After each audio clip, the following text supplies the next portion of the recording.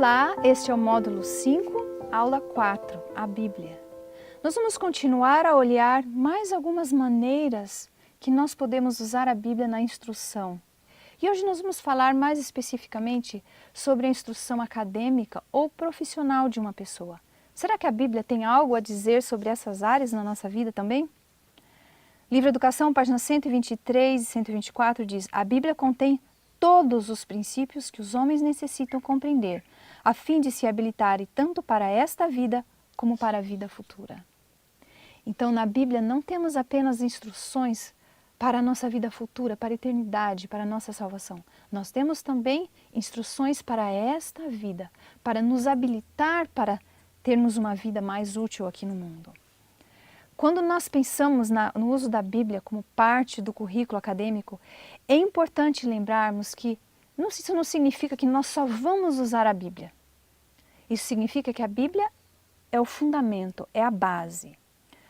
Edward Sutherland, que foi fundador da Escola de Madison, uma escola que nós consideramos uma escola modelo hoje em dia, que vivia os princípios da verdadeira educação, disse o seguinte, durante o período que ele estava formando ali a escola: há apenas dois sistemas de educação, um inspirado pela palavra de Deus e um por outra literatura.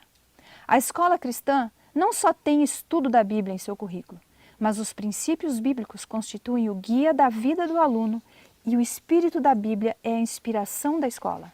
Estudos em Educação Cristã, página 115. Se você for para negócios, Provérbios está cheio de conselho. Se for para ciências, aonde melhor aprender do que o livro cujo autor é o Criador, né? E se for nesse mesmo ramo, quando veio a praga bubônica, ela estava matando milhares de pessoas e o pessoal estava desesperado. Até que eles foram para a Bíblia e viram como Deus instruiu os israelitas a lidarem com pragas. E daí eles viram que era para raspar e separar. Eles não tinham essa noção de separar o doente. Mas, lendo na Bíblia, eles descobriram isso, aplicaram e foi assim, em grande parte, que a praga parou. Os princípios estão na Bíblia. Pode não ter todos os detalhes, mas o temor do Senhor é o começo do conhecimento. E esses princípios estão na Bíblia. Negócios, ciência, ensino. O professor melhor que já existiu na Terra, que já ensinou, a vida dele é o foco da Bíblia. E que jeito melhor de aprender como ensinar do que observar como Cristo ensinou? Os métodos que ele usou, as parábolas, o jeito que ele ensinava e daí mandava os estudantes praticarem. É lindo de ver. E para um professor é muito bom. E não só para as áreas profissionais, mas também para pensar em casamento. Como ser pai, como ser mãe. Tem muitos exemplos na Bíblia de pais nobres, de mães devotas, e de casais, e de princípios em como se relacionar entre homem e mulher, entre pais e filhos. É realmente um livro rico. Eu sempre tenho procurado entender qual é o papel da Bíblia na educação. Tanto da minha filha, tem que ensinar a Bíblia para a criança, como é que eu faço isso, né? Uma criança tão pequena, desde a barriga, depois que nasce, culto, né? Ensinar a decorar versos bíblicos, verso áureo na escola sabatina. E aí vai para o âmbito profissional, material didático para uma escola cristã, ele precisa ter. Se a escola cristã tem que ter Bíblia, tem que ter Deus. Como é que eu faço isso? Mas eu tenho que ensinar matemática, história, geografia. Parecia assim, por um tempo na minha mente a coisa era um pouco separada. Uma coisa era escola, outra coisa era igreja, outra coisa era Bíblia, enfim. Mas Deus já tem me mostrado algumas coisas, assim, ao ler os textos, não só de espírito de profecia, como também os textos dos nossos próprios teólogos. Então, pelo fato de trabalhar com educação cristã, e aí depois com a filha, estudando, e eu trabalho com um grupo de pessoas também, e coordeno o trabalho dessas pessoas, e até brinco às vezes que eu tenho a minha filha em casa, educando, e tenho meus filhinhos lá, porque também a gente trabalha junto para aprender no dia a dia. Então, eu comecei a estudar com eles alguns livros do Espírito de Profecia, O Outro Poder, que fala muito sobre publicações, né? Comecei a estudar também livros de teólogos nossos, educadores. A princípio, quando eu comecei a estudar um pouco mais, eu pensava assim, bom, deixa eu ver o que o pessoal está falando de fato, que eu acho que eu estou um pouco assim, exagerando com essa coisa de Bíblia. Eu acho que agora, quando vai para a escola, matemática, história e geografia, e depois em casa, a mãe... então, eu acho que a hora que eu começar a ler o que esses teólogos estão falando, eu vou entender um pouco melhor que eu estou exagerando. Parece que eu fui estudar para poder falar assim, bom, deixa eu separar um pouco mais as coisas e alguém vai me dizer que eu tenho que fazer isso. Não sei se fica claro essa confusão que estava na minha mente. Mas ao estudar, os nossos próprios teólogos, eles não fogem, não tem como. E aí vai para o Espírito de Profecia, vai para os teólogos, vai para a sala de aula. Isso, tudo que se fala sobre educação cristã, eu estou ficando impressionada de ver que as coisas estão se convergindo, sabe? Um caso, eu fui ler um artigo sobre mitos, um livro que eu até recomendo, muito bom, Mitos da Educação Cristã, porque a gente cria alguns mitos, né? Eu mesma estava com alguns.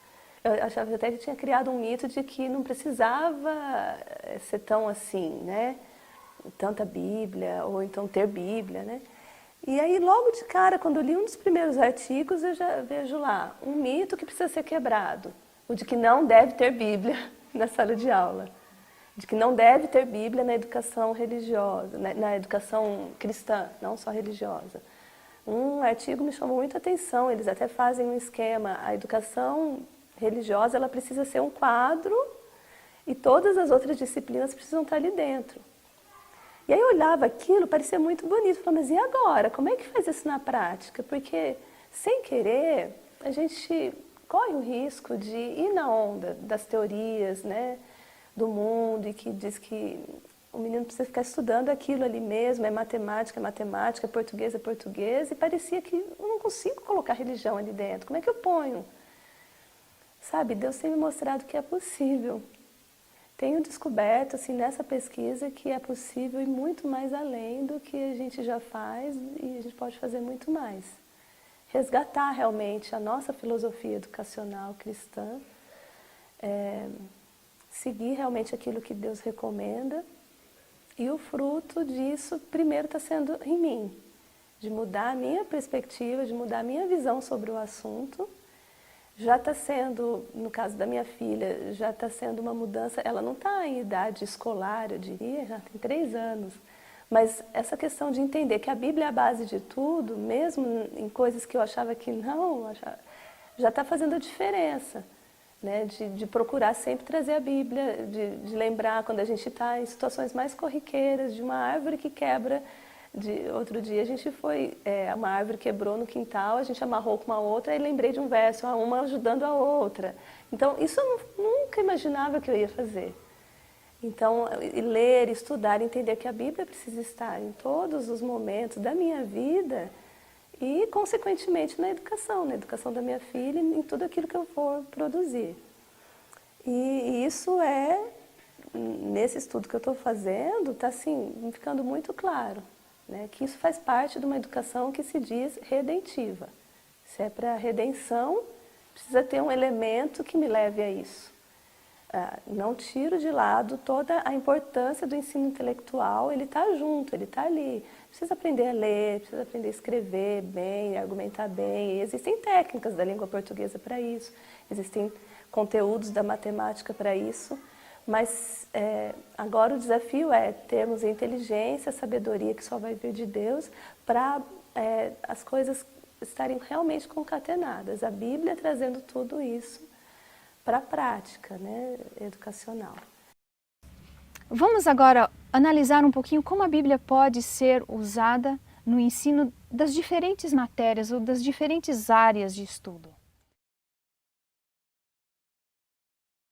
No livro Conselhos aos Professores, Pais e Estudantes, página 426, diz que a Bíblia não é para ser provada pelas ideias humanas quanto à ciência, mas a ciência deve ser submetida à prova da infalível norma.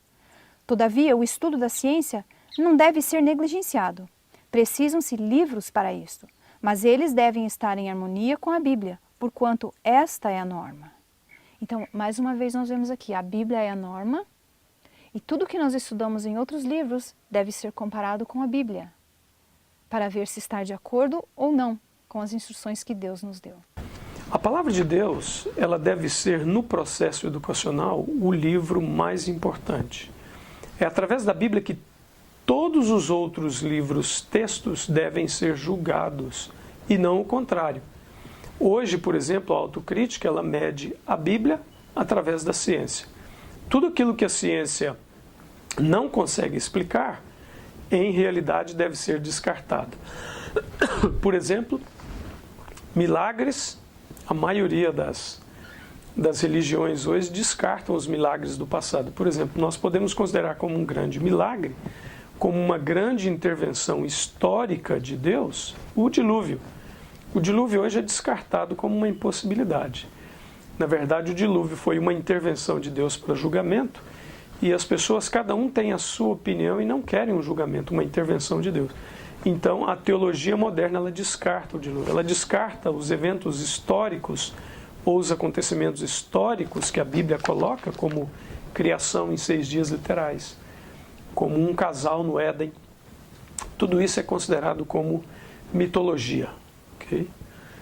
São coisas que, em realidade, a ciência ou a natureza ou os livros não têm como explicar. Nós temos que aceitar pela fé, através daquilo que a Bíblia diz. O dilúvio, por exemplo, nós temos na Terra várias provas do dilúvio. Só que a ciência moderna nega. Por quê? Uma vez que nós retiramos a pessoa de Deus do cenário, ou criação literal em 6 dias, nós temos que automaticamente retirar o dilúvio. Mas que existem provas, existem. A Bíblia, na verdade, ela não se presta ao serviço de tentar provar a existência de Deus. Não. A Bíblia simplesmente estabelece como um fato que Deus é o Criador, que Ele criou em 6 dias literais, que Ele julgou o ser humano com o dilúvio por causa do pecado, e Ele vai voltar a julgar novamente a terra. E esse julgamento nós cremos que está acontecendo através de Jesus Cristo. Então, qual o processo ou qual a interação entre a Bíblia e a ciência ou a natureza ou outros livros com os quais nós venhamos entrar em contato nesse processo de educação? Primeiro, a Bíblia é o centro. Ela é que julga todos os outros livros e não o contrário. Segundo, se nós dermos uma pequena porção do tempo no processo educativo para a Bíblia e os outros livros a maior porção, em realidade a educação não será verdadeira, ela estará desbalanceada. Ellen White afirma que toda ciência verdadeira, ela vai levar o ser humano de volta para a Bíblia. E todos os outros livros devem convergir também para a Bíblia. Então a Bíblia é o centro e por isso ela é o livro base, o livro-texto básico. E os outros então se tornam complementos. E não a Bíblia é um complemento como na maioria das escolas cristãs, infelizmente a grande maioria. Um aluno tem, por exemplo, aí pouquíssimas aulas de religião, quando muitos, às vezes 2 ou 3 aulas por semana, e o restante é ciência. E nós queremos educar as crianças na religião? Não se educa na religião. Religião é parte da vida integral da criança. Talvez uma das áreas que mais entra em conflito com o estudo da Bíblia hoje em dia é a área de ciências.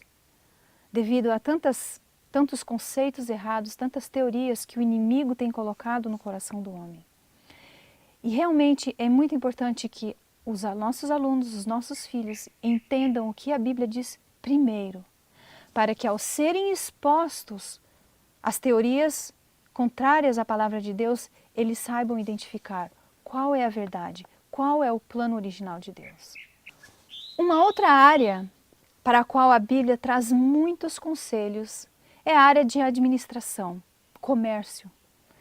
No livro Educação, página 15, diz que não há nenhum ramo de negócio lícito para o qual a Bíblia não conceda um preparo essencial.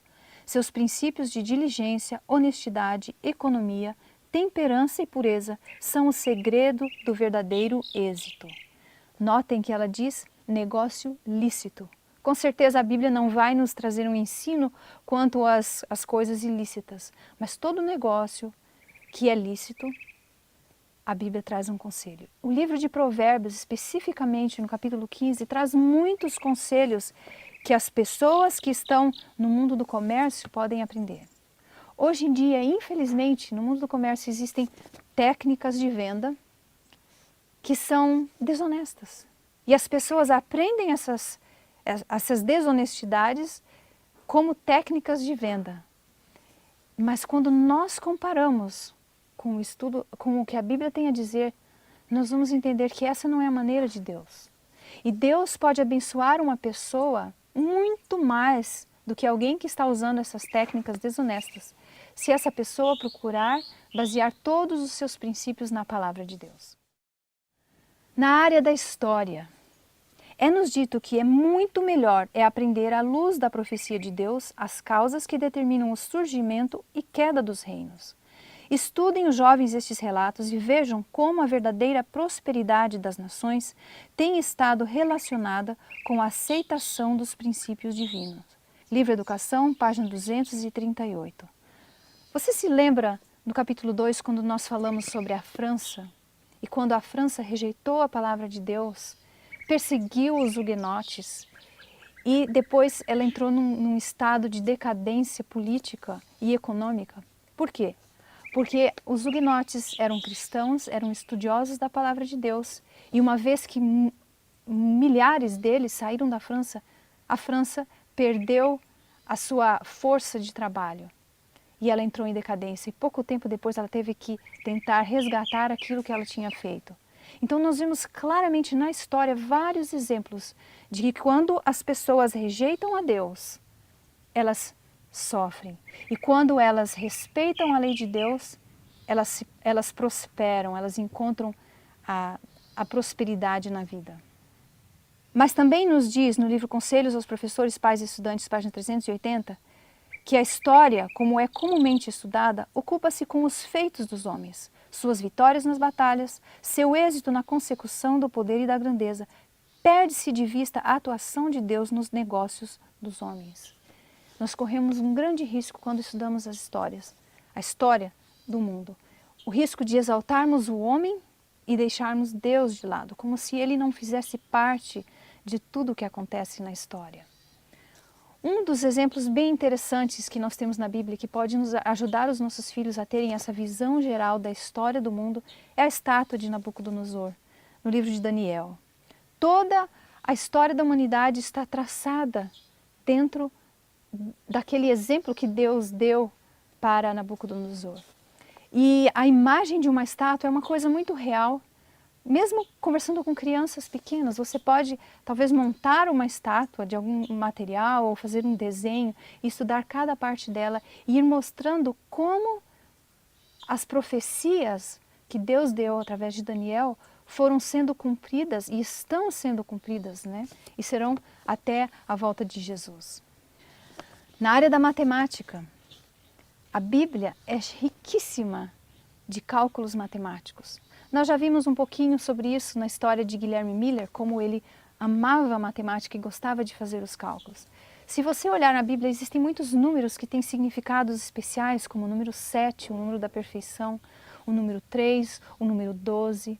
O livro de Apocalipse está cheio de números e de conceitos que nós podemos aprender através do simbolismo dos números. No estudo da matemática, a Bíblia traz inúmeras oportunidades. Algum tempo atrás, com a nossa filha mais nova, nós fizemos um estudo sobre a matemática contida na história do dilúvio. Desde as medidas para a construção da arca até o calendário do dilúvio, quanto tempo demorou para acontecer cada detalhe do dilúvio, quanto tempo eles ficaram dentro da arca, quanto tempo choveu e depois o tempo que eles permaneceram dentro da arca até que as águas abaixassem. Existem muitos cálculos matemáticos. Nós estudamos, por exemplo, toda a genealogia desde Adão até Noé. E nós descobrimos muitas coisas interessantes. E eu me lembro que enquanto eu estava fazendo esse trabalho com a minha filha, que não era muito chegada na matemática, ela falou assim, mamãe, é tão gostoso estudar matemática assim. E nós acabamos desenvolvendo um pequeno material, um caderno de atividades, que nós disponibilizamos em nosso site chamado A Matemática do Dilúvio. Outras histórias da Bíblia, talvez para crianças mais novas, você pode usar, por exemplo, a história dos 10 leprosos, que vieram até Jesus, Jesus curou os 10 leprosos, eles foram embora e apenas um voltou. Aí você já tem uma pequena subtração, 10 menos 9, 1. Uma outra história que também é sugestiva quanto a cálculos matemáticos é a história de quando Jesus conversou com Abraão sobre a destruição de Sodoma e Gomorra. E Abraão então começou a conversar com ele, porque ele estava preocupado com a família de Ló, não queria que ninguém se perdesse. E ele então começou a sugerir, mas Senhor, e se estiverem 40 pessoas que te amam? E depois ele foi abaixando, mas e se houverem 30 pessoas? E se houverem 20? E esses números que Abraão foi sugerindo, você pode ir trabalhando com a criança na subtração também. Quantos números ele tirou para chegar na próxima sugestão? E quantos números para chegar na seguinte? A história de Noé também pode ser usada para ensinar números para crianças bem pequenas que estão aprendendo os números pela primeira vez. Por exemplo, a arca de Noé era uma. Os animais entraram na arca de 2 em 2. Noé tinha 3 filhos. E assim por diante. Você pode usar a sua imaginação e pedir a inspiração de Deus. O Espírito Santo com certeza vai iluminar a sua mente para você saber como ensinar essas diferentes coisas. E nós também estamos provendo em anexo várias sugestões para o uso da Bíblia no ensino acadêmico. Na área do estudo da linguagem ou da gramática, existem muitas ideias que nós podemos tirar da Bíblia. Por exemplo, com uma das minhas filhas eu usei o texto de João, capítulo 1, para ensinar sobre o verbo. Ali em João diz, falando de Jesus, fala que no princípio era o verbo, depois diz que o verbo se fez carne e habitou entre nós. E eu expliquei para ela então que Jesus era Deus em ação, era o Deus que nós vemos. Foi a maneira como Deus se revelou ao mundo através da ação. Então, o verbo é ação. E depois dessa explicação, passaram-se alguns anos e um dia ela estava me falando de algumas dificuldades que ela estava tendo também na área de gramática. E ela falou assim, mamãe, a única coisa que eu nunca esqueço é o verbo, porque a senhora me explicou usando a Bíblia. Então nós começamos a pensar outras maneiras como nós podemos usar a Bíblia no estudo da gramática também. O coletivo, se você pegar aquela história de quando Jesus curou 2 endemoniados e que os demônios foram transferidos para uma manada de porcos e os porcos caíram no precipício. Nessa pequena história nós temos alguns coletivos interessantes, porque quando Jesus se dirige aos demônios, eles falam, ele fala, quem é você ou qual é o seu nome? Ele fala, meu nome é Legião, porque nós somos muitos. Então nós trabalhamos legião, é o coletivo de anjos.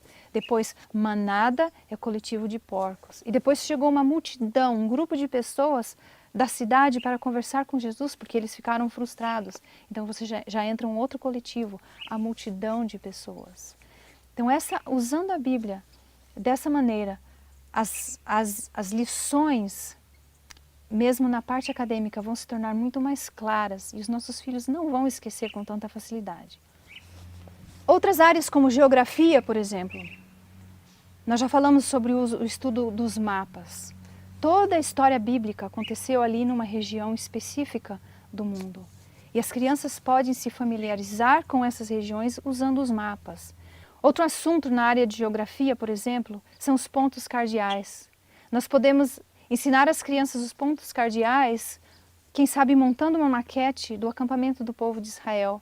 A Bíblia é bem específica em dizer qual era o lado do norte, do sul, do leste e do oeste. E uma infinidade de outros assuntos na área de geografia nós podemos entender também através do estudo da Bíblia. Poesias e cânticos. Poesias e a música também fazem parte da Bíblia. Deus ama o belo. Foi Deus quem criou a música, foi Deus quem criou a poesia. E na Bíblia nós vemos inúmeros exemplos que mostram não apenas a beleza da linguagem e a beleza da obra de Deus através das palavras, numa poesia ou no cântico, mas as poesias e a música também nos ajudam, principalmente as crianças, a memorizarem os textos bíblicos. Uma grande parte dos textos bíblicos eram memorizados através dos cânticos e das poesias. Ellen White comenta em algum ponto aqui no livro Educação que a maior parte do conhecimento transmitido, principalmente ali nos tempos patriarcais, antigos, era por via oral, né? Um pai contando para o filho, né? E o filho contando para o neto, e assim as gerações sucessivas. Nós vemos que essa educação e a memorização de textos das Escrituras, ela era feita em grande parte por meio da música. Então, os israelitas, eles, como nós lemos ali nos Salmos, eles tinham ali o texto, logicamente, mas muito do que eles aprendiam era por meio da música e da poesia. O paralelismo, o contraste de ideias, ou a comparação de ideias, isso fazia com que a mensagem bíblica fosse memorizada. Então, uma grande parte do Antigo Testamento, da Bíblia, está em poesias, e uma parte dessas poesias está em forma de música. E assim o povo conseguia memorizar grandes partes das Escrituras. E isso é uma lição para nós. Não seria importante que nós resgatássemos essa cultura de musicar a Bíblia, de memorizar a Bíblia, para que a gente possa realmente lidar com o mundo que nos cerca? Um menino da nossa igreja, ele tinha uma certa dificuldade na escola, ele ficava muito frustrado. E nós temos um grande carinho por essa família, nos acompanhamos ali. E eu comentei com ele como é que a palavra de Deus me ajudou.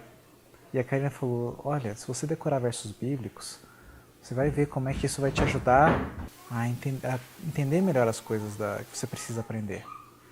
E ele falou assim, mas eu não consigo decorar nada, eu não consigo. E ele contando pra gente, falou assim, Senhor, eu preciso muito da tua ajuda para aprender os versos bíblicos. Eu não sei decorar, eu não sei fazer nada, como é que eu vou fazer? Eu preciso da tua ajuda. E Deus abençoou esse menino de tal forma que ele conseguiu desenvolver a habilidade de decorar longos textos da Bíblia. Além do verso da própria escola sabatina, mas vários textos ele sabe memorizados. E a partir desse momento ele conseguiu estar sempre entre os melhores alunos da escola. A gente vê de que maneira Deus honrou a fé desse menino, ele superando as suas dificuldades. Na verdade ele era muito inteligente, apenas o modelo ali de ensino que estava atrapalhando ele. Mas ele usou o poder de Deus para ajudar a vencer. E até hoje ele já é um rapaz, ele ainda tem o hábito de decorar a palavra de Deus, decorar os versos. E ele, mesmo sendo jovem, ele tem um estudo já dirigido do Espírito de Profecia, onde ele grifa, ele separa por cores todos os temas, ele consegue usar essa habilidade para compreender a palavra de Deus de uma forma mais profunda. E é muito bonito de ver o discernimento espiritual que ele tem, um menino diferenciado, que foi construído, deixou Deus moldar a mente dele através da verdadeira educação, dentro daquilo que ele sabia, né? A minha filha Cristine começou a memorizar livros da Bíblia. Ela tinha memorizado primeiro Filipenses, depois, se eu não me engano, Atos, Marcos. E quanto mais ela ia memorizando, mais ela percebeu a influência que isso tinha nela. Ela começou a perceber que durante o dia ela estava fazendo alguma coisa ou estava com alguma dificuldade e os versos vinham muito claros na mente dela. Então a Bíblia começou a ficar mais viva para ela. A relação entre as coisas que ela tinha memorizado ou tinha recapitulado, agora elas fluíam mais fácil e elas resolviam o problema dela. Ou elas traziam alguma luz, alguma coisa que ela estava pensando ou fazendo. E não só isso, mas quando ela memorizava uma parte e depois ela começava a memorizar a outra, ela começou a perceber as diferenças no Evangelho, como que um fala de uma forma e o outro fala de outra forma, porque ela já tinha aquilo na memória. Então, essa internalização da palavra é a comunhão, uma grande comunhão com Cristo, porque Ele é a palavra que se fez carne e habitou entre nós e pode habitar em nós, no nosso coração. Mas esse processo Pode começar quando eles são mais velhos ou pode começar muito cedo, quando eles são crianças ainda. As crianças têm uma capacidade de memorização muito grande. Vocês imaginem o vocabulário que elas adquirem em tão pouco tempo. E a mesma coisa é com os versinhos. A gente tem o versinho da semana. A gente pode começar com o versinho da semana. Mas as crianças, você pode perceber, fazendo todos os dias o versinho com ela, que talvez ela não precise de uma semana inteira. Em 3 dias, ela já memorizou. Aí o que a gente pode fazer? A gente pode acrescentar mais um versinho. Então, em vez de um versinho por semana, ela vai ter 2 versinhos por semana. No final de um ano, em vez de ter 54, ela vai ter quantos? 108. E a gente pode fazer mais e mais. Nossa casa, nós chegamos ao ponto das crianças fazerem um por dia. Teve uma época que eles faziam um versinho por dia. Mas, ao mesmo tempo, é bom rever os versos anteriores. Agora você pode estar se perguntando, mas como que eu vou ensinar a palavra de Deus usando todos esses princípios, se talvez eu não tenha essa experiência ainda? E nós vamos colocar então alguns princípios para você, o professor, o pai que quer oferecer uma educação diferenciada para o seu filho no estudo da palavra de Deus. Como preparo para o ensino de seus preceitos, Deus ordena que sejam eles escondidos no coração dos pais, a fim de que interessemos nossos filhos na Bíblia.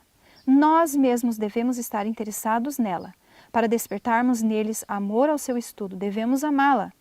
A instrução que lhes damos terá apenas a importância da influência que lhe emprestarmos pelo nosso próprio exemplo e espírito. Então, o primeiro ponto é retirarmos da nossa sala de aula ou do nosso lar aquilo que vai contra esses princípios. E o segundo ponto, nós precisamos ter a palavra de Deus em nosso coração, porque acima das nossas palavras, o nosso exemplo vai falar mais alto. Como despertar o interesse do seu aluno ou do seu filho para o estudo da Bíblia? Algumas sugestões que temos no livro Conselhos aos Professores, Pais e Estudantes. Primeiro, observe os seus interesses. Leve-os para a Bíblia para ver o que ela fala sobre o assunto. Se ele gosta de alguma coisa específica, sugira fazer uma pesquisa na Bíblia para ver o que a Bíblia fala sobre esse assunto. Ajude-os a considerar a Bíblia como um conselheiro. Toda vez que tiverem dificuldades, procurem sugestões de como resolver a dificuldade através da Bíblia. Ajude-os a apreciar a beleza da Bíblia.